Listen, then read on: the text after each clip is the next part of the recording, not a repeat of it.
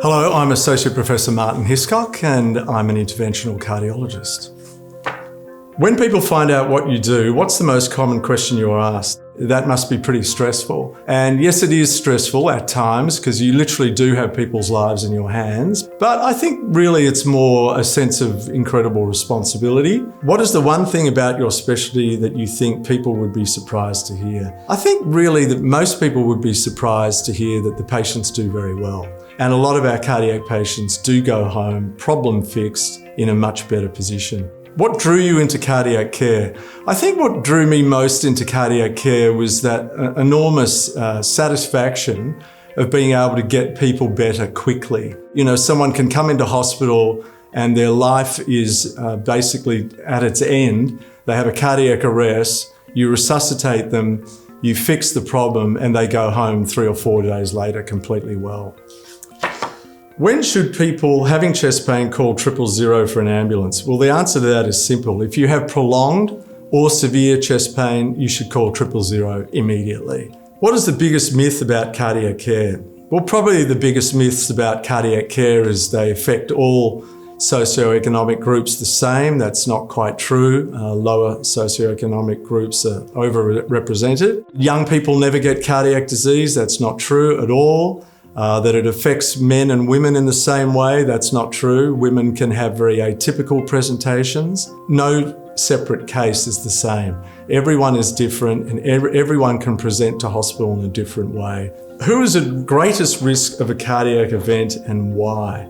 Well, the usual greatest risk patient is a smoking sort of diabetic patient who may be male and of older age, but there's no doubt that other patients can be at great risk, and particularly you shouldn't ignore the fact that just because someone's young, they're not at risk, because they can be. I mean, my youngest patient that ever had a heart attack was 38, and they had no risk factors whatsoever. They weren't a smoker, they weren't diabetic, they had no family history, and they had a normal cholesterol. When people pull a muscle during exercise, they often get treatment from a physio. How important is cardiac rehab? Most patients come back and tell me it's just been wonderful because the education has really enlightened them into their condition. It's enabled them to focus on what to look out for in the future, gives them incredible confidence, their mood improves. What are the things that people can avoid to lower their risk? Well, look, there are some things you can't do much about. Getting older, being of male gender, having a family history,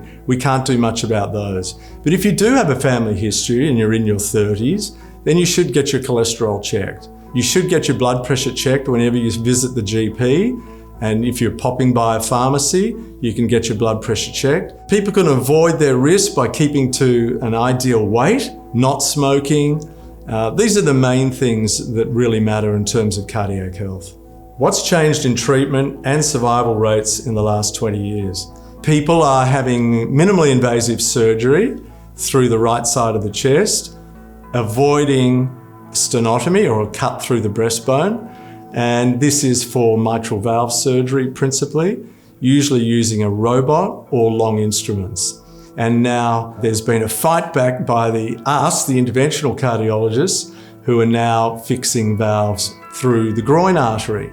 The other advances we've seen is in the management of heart failure with new drugs that prevent readmission to hospital and improve survival rate. What has been the most recent advancement in treatment? Well, there have been a few that come to mind recently. One of them is called an impeller pump, which is a little pump which is inserted through the artery in the groin into the aorta, and this then pumps blood around your body with a little propeller.